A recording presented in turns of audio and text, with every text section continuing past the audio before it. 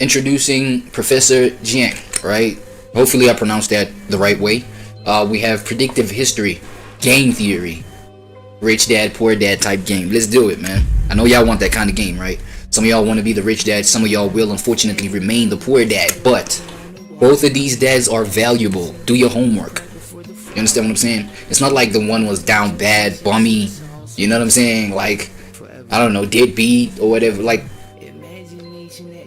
if I remember correctly, right? Rich dad, poor dad. I'm talking about the book. But yeah, we're here gathered together, folks, to dive into the game theory. They're about to, you know, give us some game on how this whole rich dad, poor dad thing works. Well, it's actually about financial literacy. You know what I'm saying? Let's kick it.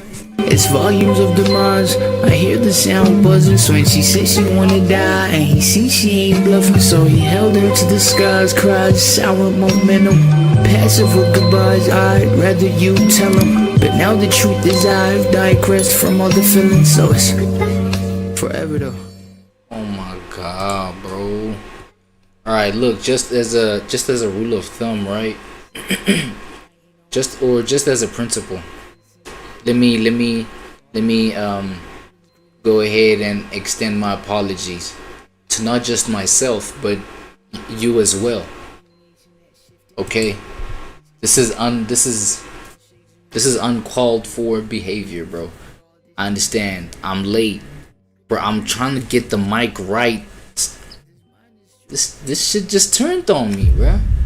Y'all heard that intro, dog? Like, I was even like rushing the intro trying to get this thing the right way, because for some reason it's just like imbalanced, bro. It's like super loud. The gain is just out of control today, and I never changed my settings, so I don't know what the fuck is going on in this area that I'm at. I'm recording this. I'm outdoors, by the way. I'm in some you know what, undisclosed location. That's why I had to go heavy on the green screen so that you don't see nothing. At least I got the green sheet. So I do apologize for that, right? For the late coming. I know, Professor. Oh, I got you too, bro. I'm sorry, bro. Guys, I can, like, seriously, I know the stream says 750. It's 8:12. Look. Right? I can still get a chance to sit in on the lesson, right, Professor? I'm sorry, don't kick me out. Like,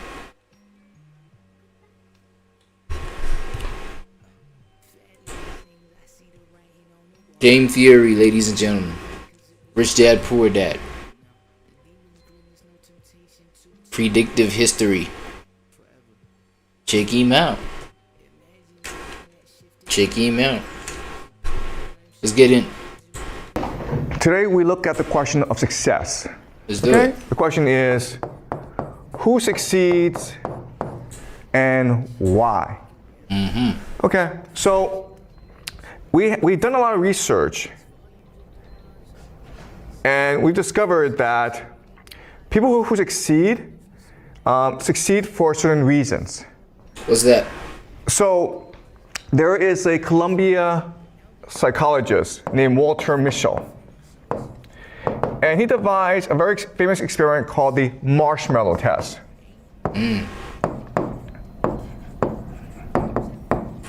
Oh, with the marshmallow and the kids?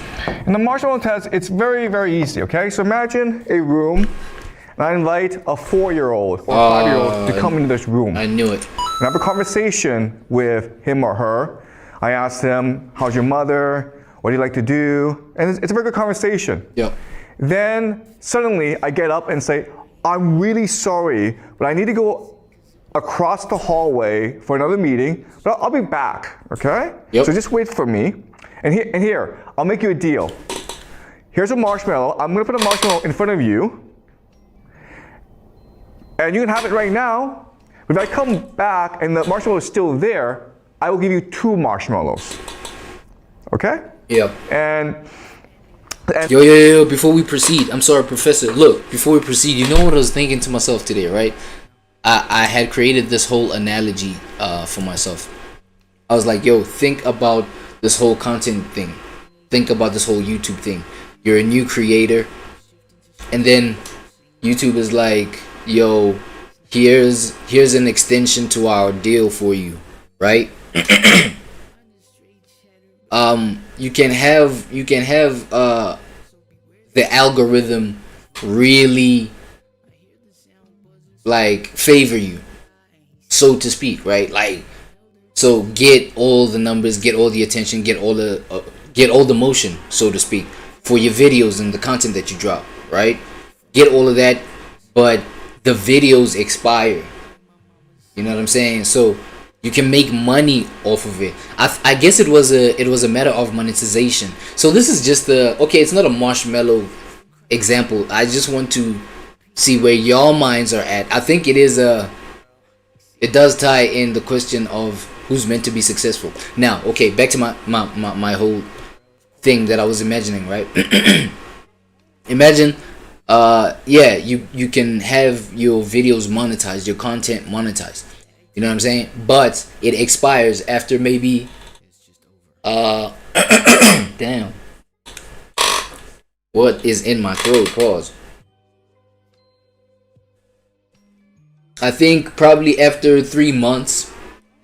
Let's do 3 months. It expires. You don't make any money from it anymore. Or the alternative is that you don't monetize. So you can have your content, be a passion project, a legacy project. It's just there. You do it for the love, right? As a virtual diary, I don't know, journal, you know what I mean? So that you can just like refer back to your old ideas and things like that. You know what I mean? Refer back to like the old you. You can have it that way, but then have it that way, have it up there forever, but then not monetize it.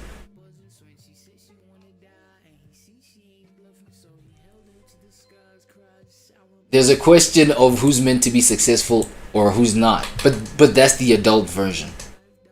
Put it in the comments. Which way would you have it? And then Walter Mitchell, he goes away, and he goes behind the room, and through mirror, he's able to see the students as they struggle to contain themselves. Because obviously they want 2 marshmallows. And there are some students who can, in fact, resist the temptation to eat the first marshmallow and then a second marshmallow. Yep. But then there are others who cannot. And Walter Mitchell will spend 50 years just tracking them, okay? And what he discovers is this.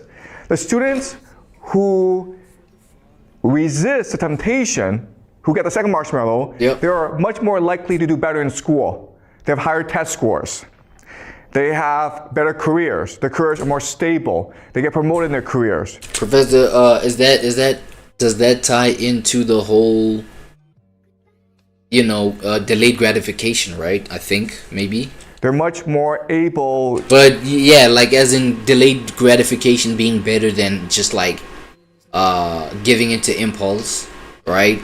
Wanting to have things right away, even though those things may just be in a state of prematurity. You know what I'm saying? Yeah, things like that, And then obviously, well, when we're talking about that premature idea, right? Like you can have things where it's like, yo, if you could sit down even more with it, even longer, you know what I mean? Ponder on the thing a little longer, right? You might get to a point where it may be at a point, you know what I'm saying? Like by the time maybe you've sat on it for X amount of time, right? Half a year to a year. By the time the year hits, it's like it's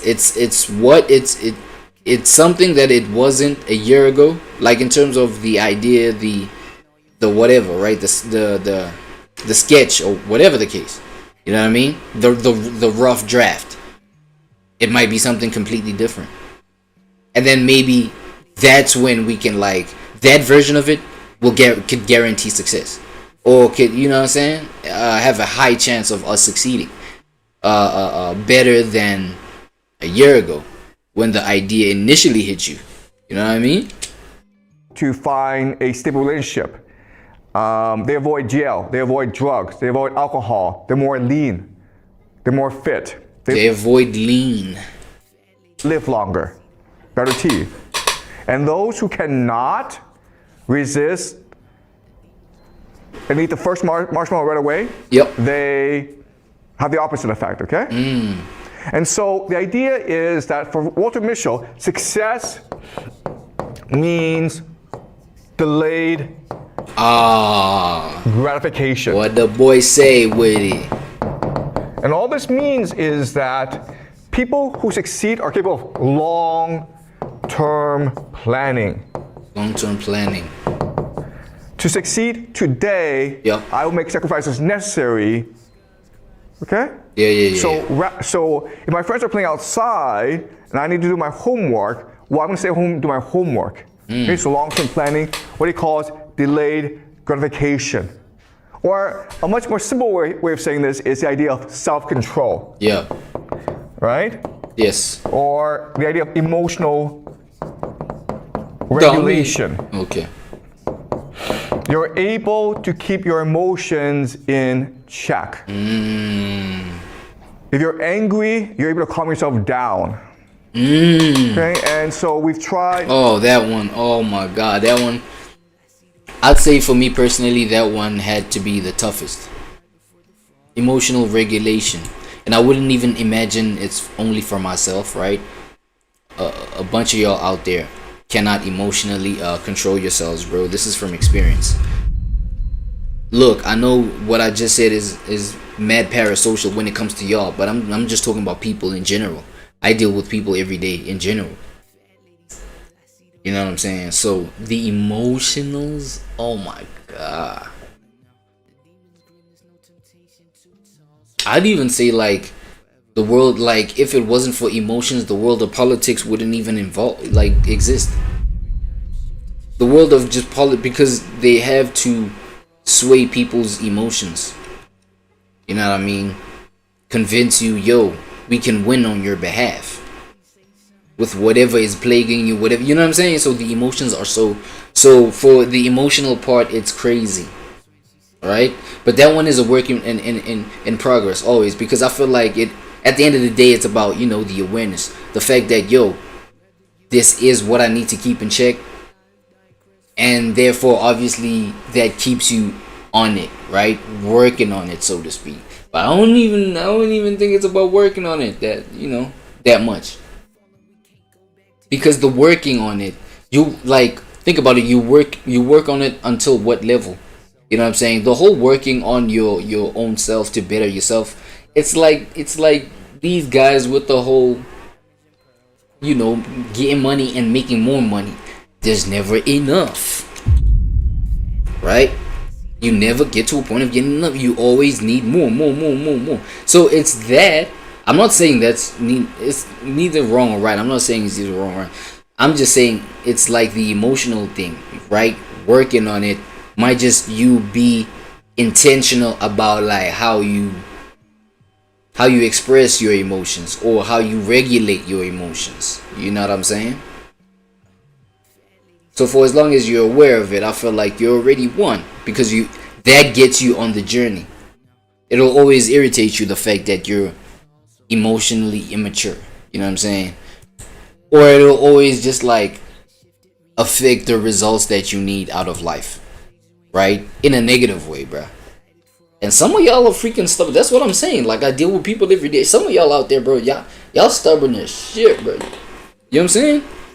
Come across like senior citizens, bro. They still just like, yo, could you just not like let your emotion get the better of you within this experience? Just for a little bit, bro. For a little bit, bro. You're just a customer. What's going on? We know about this, and that's why in school we focus on the idea of emotional regulation, Yep. teaching you how to better control your emotions, how to do long-term planning. Okay? So that's one theory of success. Another theory of success comes to us from another psychologist named Carol Dweck. Carol Dweck? And she's at Stanford. And she wrote a book called Mindset. Okay?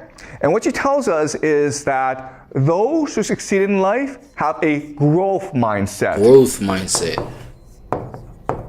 What does that mean? And those who fail in life have a fixed mindset. Oh. Okay? And it's not hard, okay? The idea is resilience. Those who have a growth mindset, if they fall or they fail, they say to themselves, this opportunity for me to learn. So I'm going to think about what I did wrong. Next time, I'll do better. Yeah. And the fixed mindset are people who cannot accept the idea of failure, who think that it's because they're not capable of improving, and therefore they give up. What, the ones that are afraid to take risks? Like those kind of people? Okay? Stubborn though. So those with a growth mindset, if they fail, they try harder. Those with a fixed mindset, if they fail, they try just again. give up. Okay, so okay, they they have give resilience, up. okay? Yeah, Pretty yeah. simple, right? And the third idea of success comes to us from K. Anders Ericsson, who is a Swedish psychologist. And she wants to know why certain people are able to succeed as musicians or athletes. And he creates the idea of deliberate practice.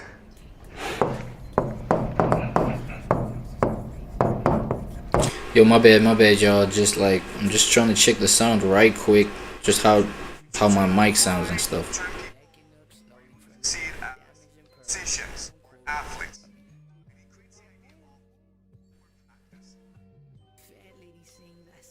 Just a second, man. Just a second, y'all. Just a little quick second. My bad, y'all. Just trying to check this. Alright, cool. We good. My fault. Okay? So what he found is that people who want to become athletes or musicians, they work really hard. They practice every day. But the people who succeed practice strategically. What you mean? Okay? So those who work hard just work a long time. But those who work strategically have a plan. The plan is this. What are my goals? Yeah. How can I achieve these goals? And then how do I improve my plan? Okay? So they're examining their own practices. Right. And they're trying to figure out where the weaknesses are, where they can improve, then set a plan on how to improve, and then they follow this plan. And if this plan helps them improve, they stick to the plan. But if the plan doesn't really work, they change the plan as well, okay? So this is the idea of self-reflection. Self-reflection. Or self-assessment.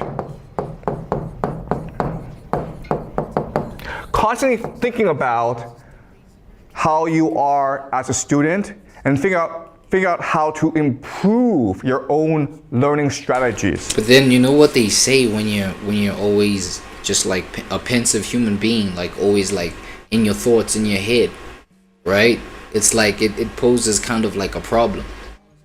I mean, y'all probably familiar with it, right? The whole psyop of trying to get people on, you know, this kind of groupthink mentality where it's like if you veer off into your own thoughts, it's always a problem, right?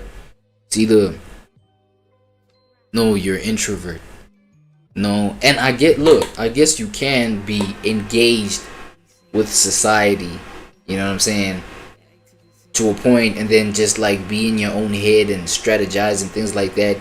But like to a certain extent, bro, you will have to be by yourself, because you know, when we're talking about self-planning and planning for your own life, planning for your own betterment, bro, it needs your own, you know what I mean? Like no other thing should influence and kind of contaminate, so to speak, what you'll have going on, because being constantly in front of people at the same time will force you to share your you know, sort of ideas and plans and this and then the third. And it would be quite easy to get people that might for whatever reason discourage you from whatever plan, whatever emotion you're trying to get to. You know what I mean? And yes, there's the crowd is gonna be like, yo, but you have to be strong. You have to be strong and just like, you know, just don't listen to them though. Bro, that shit is irritating, bro. I don't know about you. Like, if you're comfortable with, you know, constantly being okay, maybe it may not be constant, but the fact that there's somebody that can just like, you know, speak, even talk condescendingly about like your kind of visions about your own life, like your own plans, and you know, maybe try and discourage it. Maybe some do that in attempt to get you on their bandwagon. You know what I'm saying? Their POV, their belief system, or whatever the case. You know what I'm saying? So it's like there's a whole lot to deal with when you're dealing with a whole lot of people in general. You know what I mean? It's cool to keep the bet to just like be out there and whatever, because at the same time executing some of the plans that you may want to execute for yourself, you may need other people. But it doesn't mean like, you know, constantly have them in your business like that, right? So I guess here we have it, folks. That self-reflection, self-assessment, self-analyzement. I don't know what I'm saying. Wait. And what K. Anders Ericsson discovered is that, like, the thoughtful, the deep version of it too, where you know, alone in a dark room, and it's like thunder booms and shit, you know, and it's rainy, and you're sad. No. if you do this, you'll succeed at anything. And this is true, okay? And the reason why we know it's true is there are two American psychologists named Dunning and Kruger. Okay. There's something that Dunning-Kruger effect. Dunning-Kruger effect. I've heard of that. And so what they did was this. They ran an experiment. They had 500 students in their psychology class, first year university. They made every student take an IQ test. Yeah. And then after they took the IQ test, they asked each student, how do you think you did on the IQ test? Do you place in the top 5% or the bottom 5%? And it turns out that no one got the ranking correct. Okay? So those who were in the top 5% in terms of IQ thought they were maybe in the top 20%. Because for them it was easy, so they assumed for everyone else it was easy as well. But what was dramatic is that those who scored the lowest thought they were average, okay? So the worst 5% in the class thought they were in the top 50% or just average. And the reason why is those people who are stupid lack the capacity to know they're stupid. Okay? So what Dunning-Kruger discovered is that... So they're not smart enough to read like how slow they are. Like you may not be smart enough to read how slow you are, like in terms of, you know what I'm saying? I get it though, because I've had like instances in school even, right, where you get out of that exam room, bro, you feel like you killed it. What? Look, man, I breezed through that paper, bro. Look, I got it. You know what I'm saying? And then when that result come, what you mean? No, but you know, like with what I've found about myself, right? When that would happen, and then I thought the paper was easy, right? I thought the information was easy. I killed that, and then it comes as a negative result, or as just like something below average even, or something like really underwhelming in terms of my expectation. Isn't it? It was easy for me. So in my head, I was like, I got this. But how I would confuse the whole situation, how I would like catch myself out is you know, sometimes I would want to rush through stuff. You know what I mean? I just have that kind of persona sometimes, like I just want to get shit done. And so, especially when I have studied for something, right? When I've studied for it, it should be smart. So I go in there like, nah, man, give me that shit, bro. Like, you wasting my time, bro. Hey, professor, I'm done. Like, out. You know what I'm saying? Because like I just want to get shit done like real fast, right? I end up misreading, right? Confusing the information. You know what I'm saying? It wasn't like I didn't read it right type shit. Especially when it comes to you know, statistics. You know what I'm saying? Like calculations. Or even mathematical shit. You know what I mean? If you get like something wrong at the beginning of maybe an elaborate what's this equation or whatever, it's like it's gonna throw off the whole thing. You know what I'm saying? Type thing. So it might be a matter of, yo, I may have wanted to get the shit done real quick to a point where I misread some shit and then I thought I was killing it, but nah, nigga, you know what I'm saying? So it might be that effect though, that you may misread your own slowness. I'm not saying I was misreading my own slowness there. Shit, I was misreading my own just like fast mind. Again, bro, that actually, thinking about it right now, I feel like that was the result of a whole lot of my mistakes, bro. Like I'm a fat, like, you know what I'm saying? Like hot blood, like I just want to get shit done. Like I'm one of those guys, bro. Like I want to get this life done real quick and just dip. Like that old age stuff.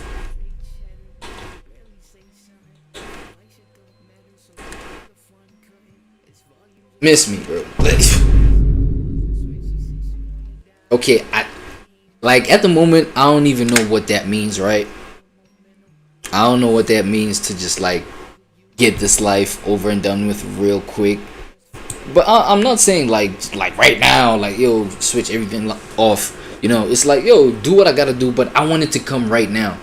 But misreading maybe a situation, wanting to rush through things and all of that, had me, you know, make mistakes that would, you know, have me going back and rectifying a whole lot of those mistakes. And that's what would take time, you know what I'm saying, for a lot of my stuff to come to fruition, so to speak. You know, is the time that I like had to take trying to rectify past mistakes because of, you know, what I was and shit. I don't even know what my point was. My fault. The hardest part of being a student is to assess yourself properly. That's it. To know exactly where you stand and how to improve. Those who are stupid are often the most confident in the world. Yo. It's what's called the Dunning-Kruger effect. Yo. And this helps to explain why the world is. I'm sure that's not a blanket statement though. Is it a blanket statement, Professor? Those who are stupid are actually the ones who present as most confident in the world. Is why it is. Because often the people in power are stupid. They don't know they're stupid. They're confident. And they do Professor, why, bro? stupid things like Donald Trump, okay? All right? Why you shitting on them All right, guys, so bro? now we have these three theories, right? We have self-control, we have resilience, and we have self-assessment. And so as educators, Yep. as schools, Yep. what we can do is devise strategies and curriculum to help students all succeed, correct, right? The problem is that when we actually try this, it doesn't work, What you mean? okay? What you mean? If you take a bad student and you teach him self-control, resilience, and self-assessment, Yes? the student doesn't actually get better. The reason why is, okay, and this is a very important idea for you guys to remember, is that correlation does not equal causation. Correlation doesn't equal causation. Okay? Okay? You guys need to remember this. Just because things are correlated does not mean they cause each other. So I'll give you an example. Let's go. We know that successful people, they get up early in the morning. Okay? They get up at 4 o'clock in the morning. But just because you get up at 4 o'clock in the morning does not mean you succeed. Okay? There we go. Just because you work hard, just because you're resilient, Doesn't mean it's finna pop off. just because you have growth mindset. Oh shit! And you know the question that I had in the beginning is the fact that because I think he said resilient. What was he saying again? Wait, let me try to remember. Oh yeah, like I think he was just like correlating that to successful people that end up succeeding, or people that just like don't give up or some shit like that. But in my head I was like, I let it slide though. But in my head I was like, yo, to what end? Because it might happen that you may be putting maximum effort in what may naturally not be working, but you may not be picking that up, right? So, but then you might be resilient in it. Again, you might be that slow guy who does not know that you're putting the right effort in the wrong places, but you might miss that because you might just be in love with the whole the escapism that working hard provides. You always at work, like not giving time to the people that are obliged to get your time. You know what I'm saying? But it's like, yo, the responsibility may be bittersweet. You don't like that shit. Like you're like, the whole time. You know what I'm saying? So you may escape, like go and hours at the office and overtime the whole time. Like, you know what I'm saying? They are those kind of human beings though.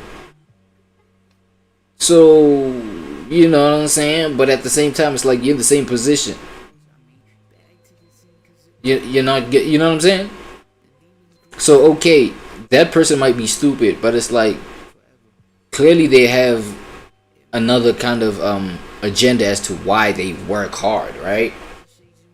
So it's actually not goal setting. Like there's no goal because that motherfucker's escaping. That's their goal. Oh shit, that's their goal. It is to escape. My fault. Yeah, I got lost in the rabbit hole. My fault. My bad. Does that mean you succeed? Yeah. Cool. But if you're successful, you'll get up early in the morning because you are more motivated. Yeah. If you're successful in life, you will have more self-control. You will have more resilience. Wait, so if you are successful, you'll have these things like you'll be disciplined, you'll be resilient, you'll have more self-control if you're successful. So if you're not successful, so you need to be successful first. What does this success mean though? You'll be more humble.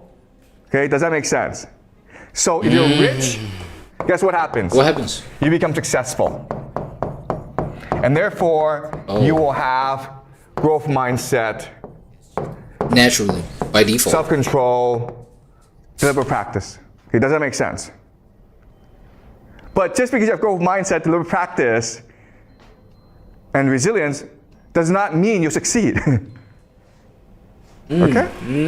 So the question for us is, why does this happen? Why does it happen? And ultimately, who succeeds? Okay, so we know for a fact that rich people are much more likely to succeed than poor people. Right. And in fact, what we know from macroeconomic studies is that school doesn't really matter. Doesn't matter how well you do in school. If your parents are rich, you'll be successful in life. If your parents are poor, you will not be successful in life. Okay? Oh. So what's the difference? Okay, so now let's look at parenting strategies between rich and poor. Okay? So there are lots of differences, but let's focus on 3 major differences. Let's do it. The first major difference is that rich parents speak to their kids more than poor parents. Okay? High vocabulary, low vocabulary. Yeah. When rich parents speak to the kids, rich parents will use higher vocabulary, longer sentences. Poor parents will just be no, yes. Belt to ass. Belt to ass. You already know what time it is, boy. I ain't got no time to be speaking to you like that, boy. You see I got some shit to do and then start getting on my nerves, little boy. What's going on? Get out of my face. That's it. What you talking about? Go away. Okay? Another major difference is in attitude. Right. Okay? So rich parents use a friendly attitude, and poor parents A secure attitude. Nah, friendly attitude. Friendly attitude. use an authoritarian. Why is Or that, command bro? attitude. That's so true, gang. Why So is for that? example, if you are a rich kid and you go and touch a stove, okay, and you burn your hand, the rich parent will say, listen, you made a mistake, don't worry about it. Let me explain to you why touching a fire is bad for you. And again, I don't think this is a blanket statement. Again, I don't think, it's all rich parents. Obviously, there are those rich parents that just like, or, get wild with it. But for the most part, it's like, yo, this is actually pretty accurate. I ain't Because gonna you'll lie. burn yourself and you might have to go to a doctor. Yep. And we will feel pain if you hurt yourself, okay? So the rich parent will spend a lot of time explaining to the child why this is wrong and how not to do it again. The poor parent is like, don't you ever do that again or I'll beat the crap out of you. Okay? Don't do that. Pretty simple, okay? Right. But as you can understand, the rich kid will understand that the world is safe and that he is respected in this world. Okay? Yeah. Whereas the poor child will think that the world is scary and he or she must be afraid of adults. Always in defensive mode. Always, in defensive mode with a chip on their shoulder. Always, entitled.